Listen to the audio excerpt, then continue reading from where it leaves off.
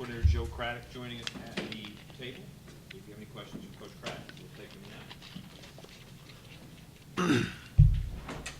A little about James O'Shea, just his development to this point in the season, and then his big performance on Saturday night. Yeah, we, like I said before in a press conference, we knew what we had in James last year. He's just unfortunately he had to redshirt. Getting him out this year, mess with James all the time about he's a self-proclaimed Channel 3 on his Instagrams and all of his social media sites. He's like tuned into Channel 3. And been telling him, all year, hey, we need to see Channel 3 tonight. We need to see Channel 3 tonight. And I think James finally arrived, and I wouldn't say arrived, but finally showed up in terms of being Channel 3, being a guy that, you want to look out for, a guy that is a playmaker for us, and was very happy with the way he played. Wasn't perfect. There's still a lot of things he needs to clean up from a technique standpoint, but was very proud of him making a play when we really needed it. That was just, incredible stuff he's done, throughout the year periodically. Has shown flashes of making just unbelievable plays, and was really proud of him for making those big-time plays and big-time moments. He leads your offense in receptions now. He's run the ball a few times. He returns punts and kickoffs. Do you worry about overloading him, or are there more things you can still start asking him to do in the future? Yeah, well, not overload him in the game. What we have to do is be very cautious of how we practice him, and we can't wear him out in practice.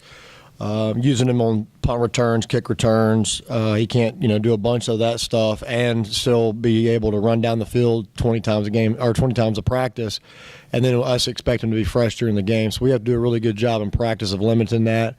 Limiting him in practice so that he's fresh for the games. But no, not in the game. We do have a playmaker chart on our call sheet. Coach Stepp puts together just all throughout the week, whatever we've looked really good at, just to get him the ball. So in a certain situation, if we feel like he needs to get it, I can always look at that part on the sheet and go to that play to get him a touch. What are some of the things you're talking about with him that he needs to improve? Yeah, from an underclassman standpoint, all guys have to pay more attention to detail, and James has been one of those guys. And what I mean by that is his depth on routes, not peaking at the top of his route, coming in and out of his break, and sharpening the end of his route where he's not drifting or he's not allowing the quarterback to get undercut. Just little small, detailed things that, fans watch, they don't really pay attention to, but us as coaches with no life, watching film over and over and over, we see it over and over and over. But that's going to make him an ultimately make him a better receiver down the road. And what kind of performance like he had this last week? How can that help his confidence? Oh, he's on cloud 9 right now. He's really excited. But again, that's my message to our guys is that's what we're supposed to do. You can be in a good mood because you had a good game, but let's be in a good mood all the time because we're in a good mood. We're winning games and we're doing the things we're asking you to do. And that's what I think they did a good job of this past weekend is just making plays when we needed them to be made, and we knew we were going to get a lot of man coverage. And we did get some, but I thought Tulane did a really good job of mixing up their coverages. And with our guys, we went into the game saying you guys are going to have to make some plays. You guys were talking about Great West. You did it points at times. Pulled back the curve a little bit, so I'm overloaded, but he's come out with a lot of big games for you, especially as you had some injuries when you moved out of that. How much has that meant to you and what you've seen? It's big time for me. Braden. You saw, a lot of our guys care, they all care, but you saw Braden really hurting after some games last year. Comes from a really nice program down in the Houston area, and, you saw him really hurt last year. Talked to his mom after some games, and his mom was just, hey, Braden's really down, that kind of thing. And to see him have the success he's had this year is what it's all about, really. Because that guy kind of, struggled a little bit as a true freshman. He was really, he was smaller. Wasn't really ready to play Division I football at the time, but we had to play him.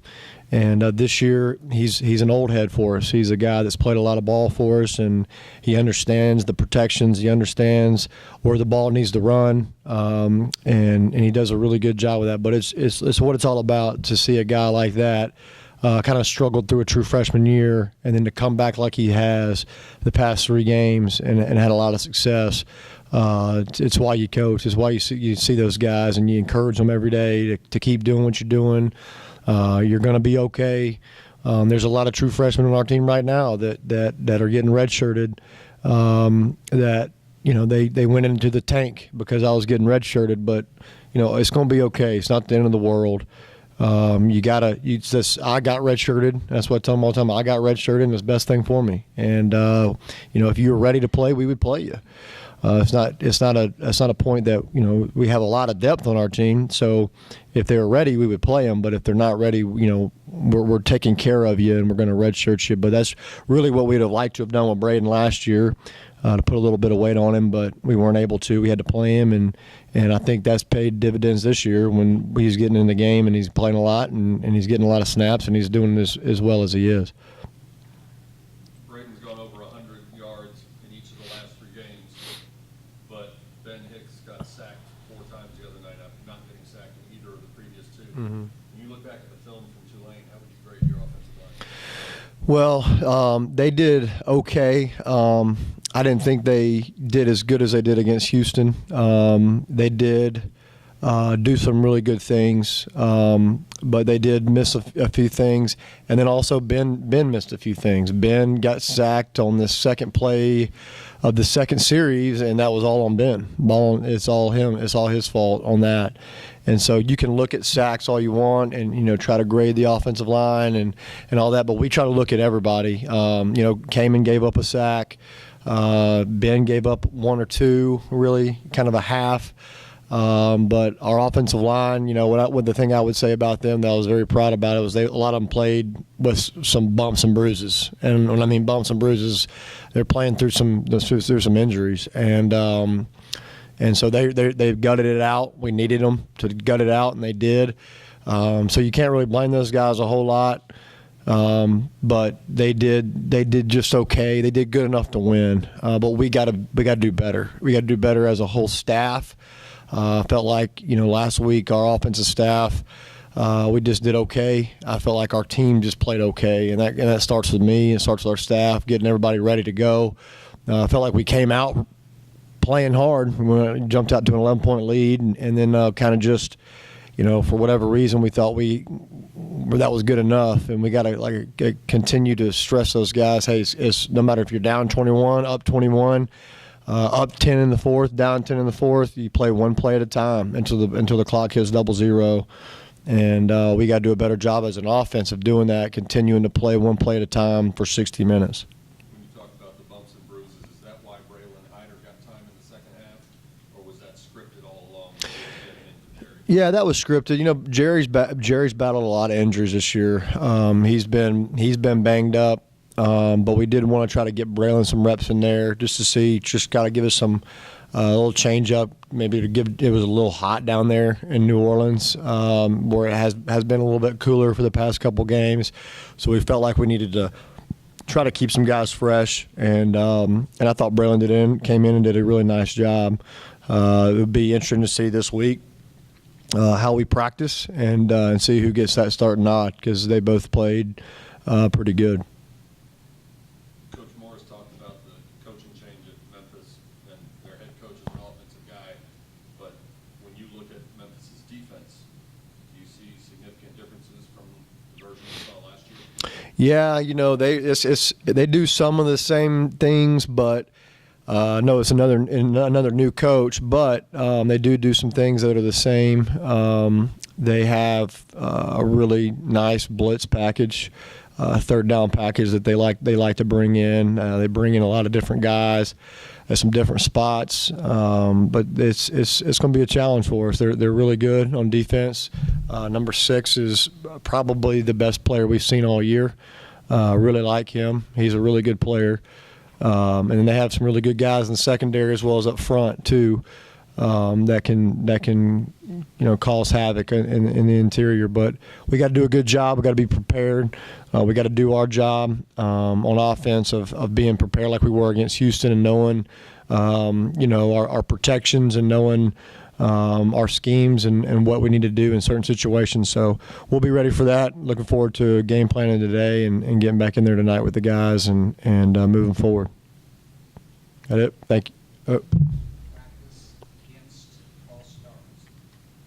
Practice against false starts. We just, you just. It seems like a difficult practice for the guys. I'm talking about like pretty clean. Yeah. Not jumping off.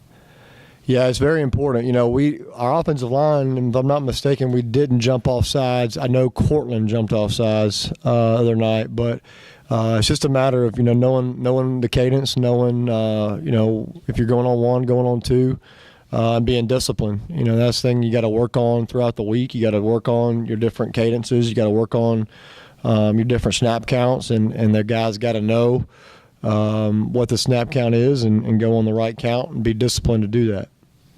Cortland had 2 catches the other night. Obviously, a lot of the balls went James's way.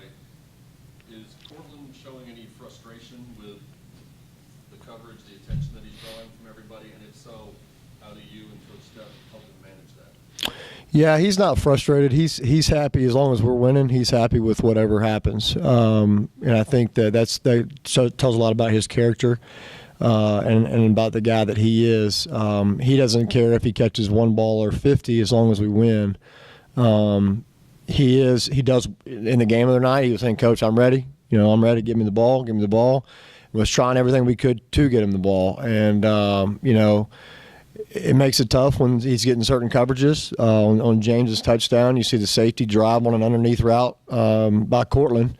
If the safety doesn't do that, James doesn't catch a touchdown pass. And so teams definitely know where he is, and we got to do a good job of scheming to that and getting Cortland his touches, but also using that to our advantage and get other guys the ball when they need to. So he's going to draw coverage. It is what it is. But again, the team can't do that the whole game. If they do, other guys like James, Shelby, KT, Xavier, other guys like that are open when they do that, and we got to do a good job as a quarterback to find those guys when he's drawing that coverage.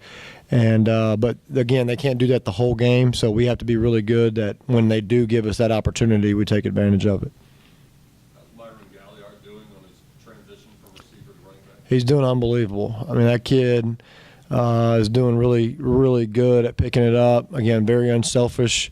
Could be complaining about the transition and moving to running back to help us, but hasn't griped, hasn't complained one bit, has gone to work every day.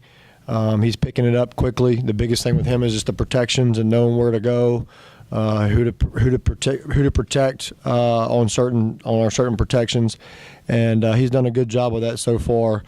Going to try to get him in there involved a little bit more. Again, Braden's missing a lot of practice time due to his injury, so Myron's got to continue to come on and continue to work and continue to learn as fast as he possibly can to give us a chance when he goes in there.